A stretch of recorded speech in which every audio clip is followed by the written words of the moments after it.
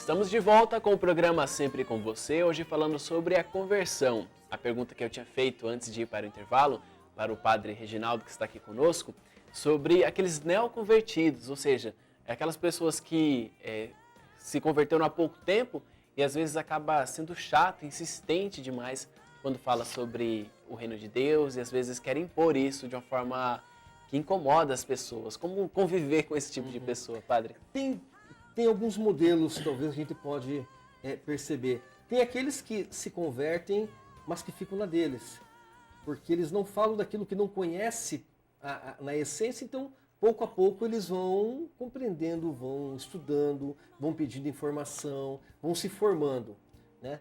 Mas infelizmente tem outros também, ao contrário, que acham que já sabe tudo, né? Então essas pessoas muitas vezes tornam-se inconveniente no falar. São dois extremos, Dois né? extremos, Ou você se torna muito fanático ou até indiferente, exatamente, e frio, né? Então essas duas realidades. Agora, como que é a nossa atitude? Em primeiro lugar, de acolher, né? Acolher. Eu sempre trago uma experiência didática, talvez, que a gente pode até... A pessoa que dirige pela primeira vez, né? Que está aprendendo algo, está aprendendo a dirigir ou está aprendendo a cozinhar. Ela sempre quer fazer as coisas, sempre vai estar falando naquele assunto, sempre vai estar vivenciando aquilo. Assim também é com a palavra de Deus. É uma prática. Né? É uma prática e pouco a pouco vai se conhecendo. Então cabe a nós, para essas pessoas, dar oportunidade, sempre dar um toque, né? Cuidado, não é por aí, vai com cuidado, né? A igreja, ela tem uma estrutura, mas o mais importante é a experiência comunitária, né? Lá na sua comunidade, lá na base. Né? É isso que nos dá a conhecer, é isso que nós temos a oportunidade de vivenciar. E como a pessoa que está na igreja faz para tentar converter uma pessoa que está fora, sem ser proselitista, né? Sem ser insistente, às vezes incomodar o outro, né? Como fazer essa... Eu acho que todos nós, de uma maneira ou outra, nós evangelizamos. Né? Nós evangelizamos num momento como esse aqui, no canal de TV, nós evangelizamos quando vai comprar o pão na padaria de manhã, que você é gentil com a pessoa, você evangeliza dentro do ônibus, na sua casa, no trabalho. Em cada momento nós estamos evangelizando. O mais importante é você colocar para a pessoa de que não vai querer falar da religião em si para ela, mas vai falar daquilo que Deus manda. Em primeiro lugar, o amor e o perdão. São duas essências que andam juntas, né? E esse amor a Deus e o amor ao próximo que está enraizado diante da nossa fé. Né? O próprio Jesus, no Evangelho, fala isso para nós. Ame a Deus de todo o teu coração e ama o teu próximo como a ti mesmo. Né? Então nós temos essa oportunidade de mostrar de que não é por vias mágicas que a pessoa vai mudar da noite para o dia, mas é por essa via do amor, do entendimento, do carinho, da compreensão e também do perdão. Padre, as pessoas estão participando aqui pelo WhatsApp da TV Imaculada, e tem pessoas que estão pedindo para o senhor mandar uma bênção. Vou ler o nome delas. Arlene de Oliveira Bento, do bairro Maria Aparecida Pedrocian, pede uma bênção especial ao seu esposo, Diomedes José Lúcio do Prado. E também para a Thaís Eneida Prado, Daiane de Oliveira Lima Romeiro e Rodolfo Romeiro e sua mãe, Maria Aparecida dos Santos. Que Deus, na sua infinita bondade, abençoe a cada um de vocês. Tempo da quaresma, tempo forte de oração, de conversão, que seja um momento especial. É um grande check-up espiritual que fazemos, então que você possa estar inserido nessa experiência do amor e da graça divina, em nome do Pai, do Filho e do Espírito Santo. Amém. Deus sempre abençoe. E obrigado pelo seu carinho. Também tem mais pessoas pedindo bênção. Peço bênção para o meu filho, Felipe Oliveira Guimarães. Quem manda é a Neucinda Pires de Oliveira. Neucinda, que Deus abençoe o Felipe e todos os seus familiares, em nome do Pai, do Filho e do Espírito Santo. Amém. Também tem jovens aqui pedindo pelos estudos, o Erlerson e Lilian Oliveira por saúde, estudos e por sua família, e também a Ludmila, uma bênção por sua saúde, seus estudos, sua família e em ação de graças pela faculdade. Deus, na sua infinita bondade, abençoe e santifica cada um de vocês, que abençoe os seus estudos, abençoe o seu dia a dia, fortalecendo e encorajando com sabedoria, em nome do Pai, do Filho e do Espírito Santo. Amém. E perguntas também as pessoas estão mandando. O Marcos, do Jockey Club, ele faz a seguinte pergunta. Como funciona o processo de conversão e quanto tempo demora para isso acontecer? Como posso saber se sou convertido? Obrigado boa, hein? pela sua pergunta, muito boa.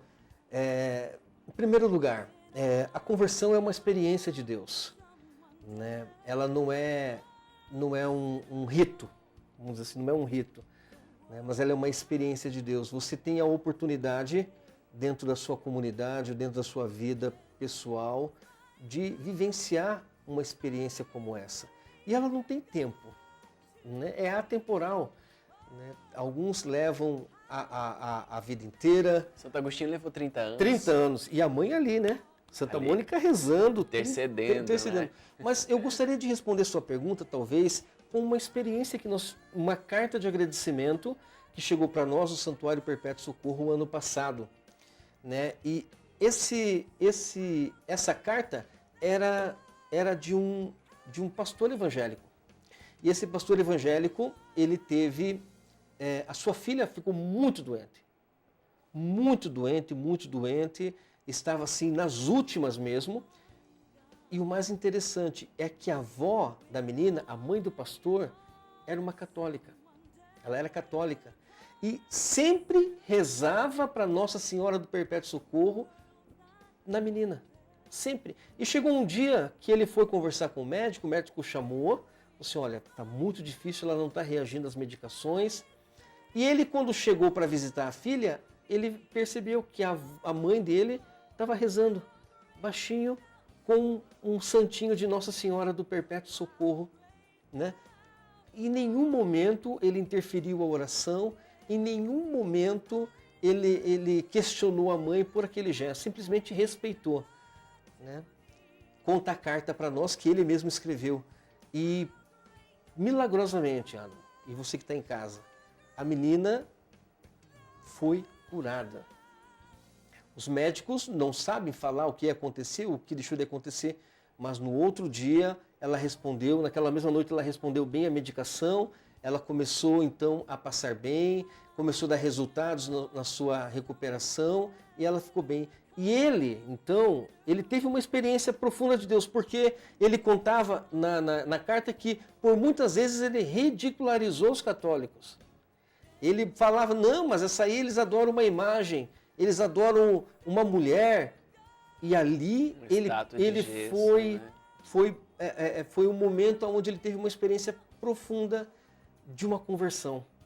Ele se converteu em uma atitude da mãe para com a sua filha, né? Então ele escreve essa carta de agradecimento, ficou muito famosa, ela rodou pelos WhatsApps dos grupos o ano passado. Então talvez seja isso, é uma experiência muito forte que nós temos, seja no amor ou muitas vezes pela dor. E nós reconhecemos essa graça. E ela é atemporal, não tem uma data específica, né? Mas o mais importante é que nós tenhamos sempre essa oportunidade de saber que nós sempre precisamos mudar em algo, né? E acolher com carinho as nossas fragilidades para sermos pessoas melhores. Muito linda mesmo esse testemunho. Padre, essa segunda parte da pergunta dele, como faço para perceber se sou convertido também, né? Porque, como o senhor tinha falado, às vezes nós que estamos dentro da igreja acabamos nos tornando autossuficientes, achando que sabemos tudo, mas hoje aqui, falando com o senhor, descobri que eu não sei nada. Nós não sabemos nada. Como a gente faz para perceber? Talvez, Adamo, sempre nós temos tem que ter muita humildade em reconhecer naquilo que nós precisamos melhorar, né? Nós temos vários preceitos da igreja, né?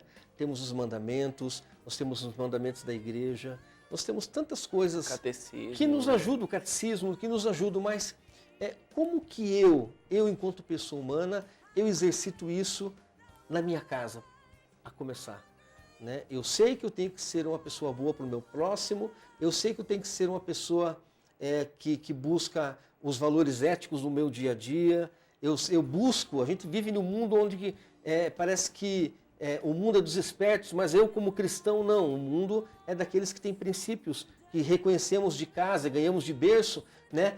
Como que eu me reconheço isso? Olhando para si mesmo. É como se você acordasse de manhã, no lavar o seu rosto, você fala assim, o que eu preciso melhorar hoje?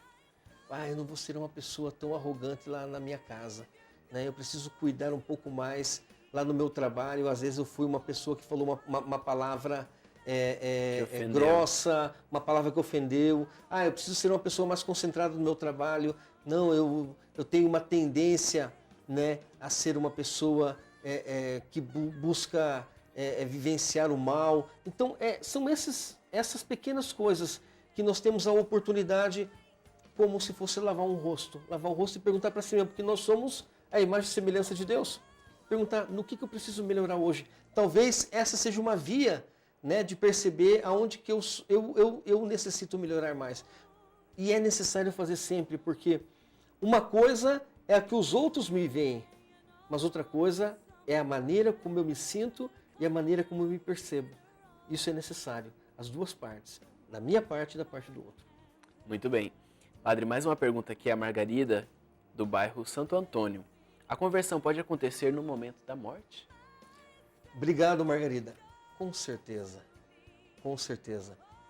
Nós temos a oportunidade sempre de perceber, e mesmo diante da morte, mesmo naqueles minutos finais, aliás, quando o sacerdote ele vai dar a unção dos enfermos, ou quando ele vai dar o viático, que é a Eucaristia, naquele momento crucial.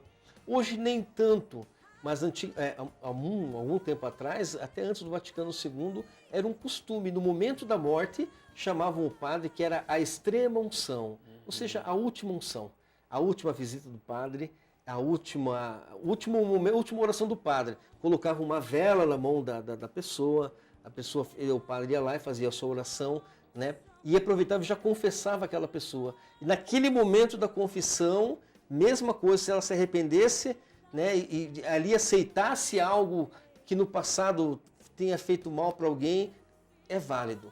Né? Hoje em dia, a unção dos enfermos nos dá essa oportunidade, que é um sacramento de cura. E mesmo naqueles instantes finais, ela tem a oportunidade de reconhecer aquilo que precisou melhorar, a reconhecer aquilo que não fez e, sobretudo, aceitar, né, de que não é perfeita.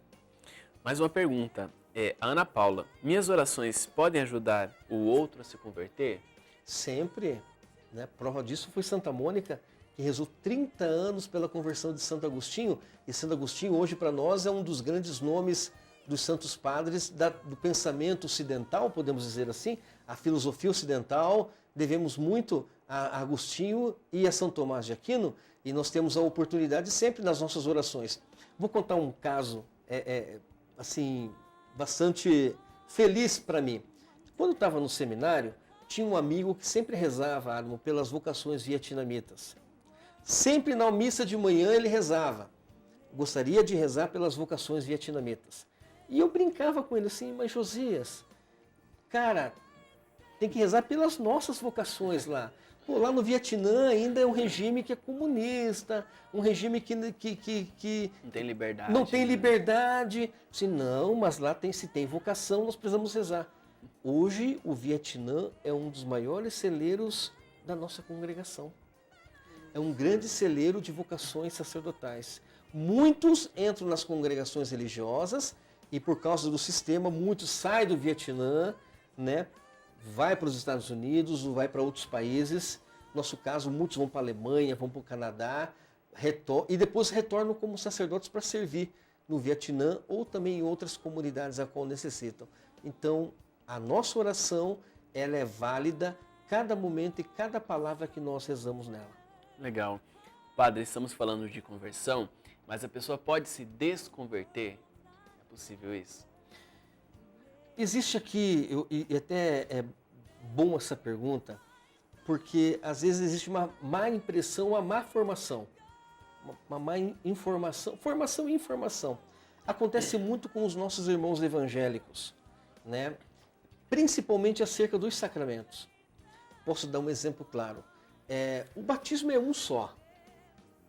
Né? O fato de eu sair da Igreja Católica e ir para uma igreja pentecostal, neopentecostal, não é necessário outro batismo, porque eu já fui batizado na Santíssima Trindade, né? Então, sim, muitas vezes as pessoas fazem essa desconstrução da sua fé a partir do sacramento, né? Então, talvez essa seja uma forma de responder.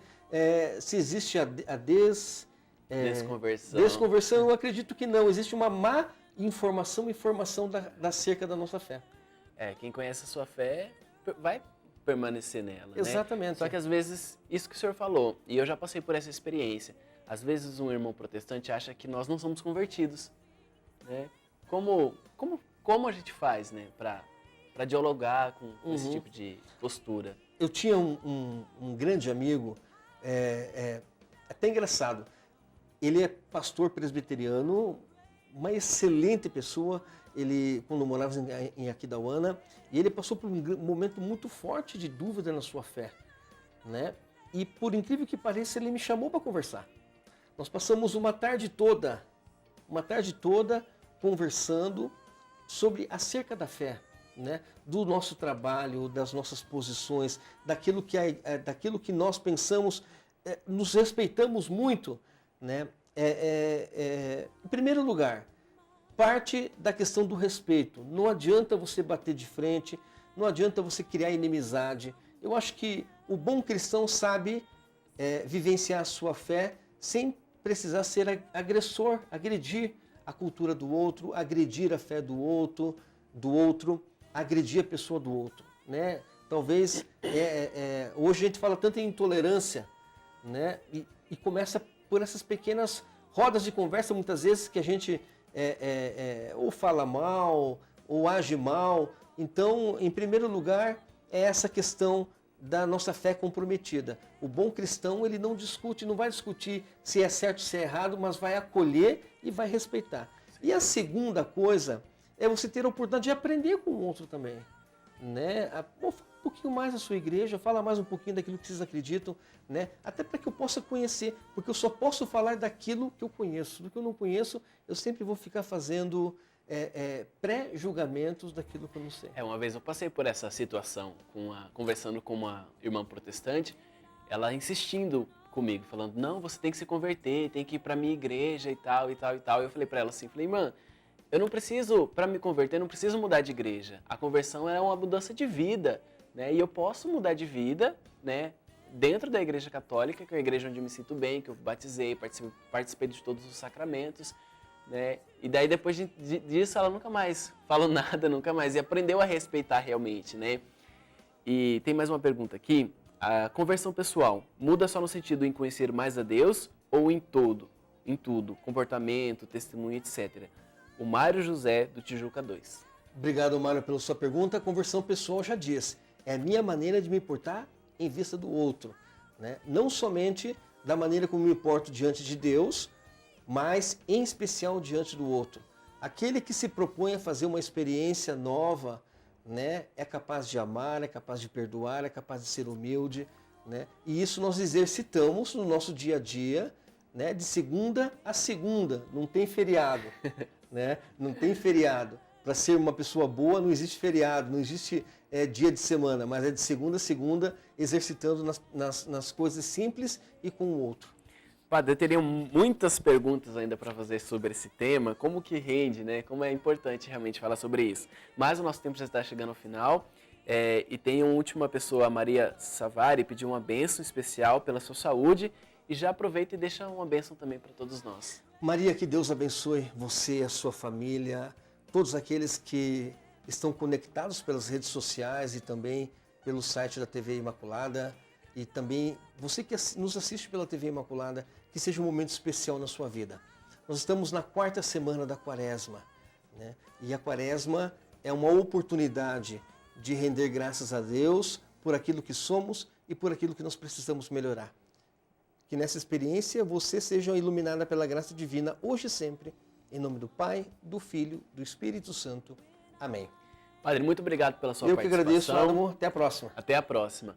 Bom, vamos agora fazer um pequeno intervalo. Daqui a pouquinho a gente volta com as principais notícias do dia, falando sobre a Operação Carne Fraca, falando de uma situação bem engraçada que aconteceu com o Papa Francisco e também da manifestação que aconteceu em São Paulo, do movimento de artistas contra o corte para a cultura. Daqui a pouquinho a gente está de volta.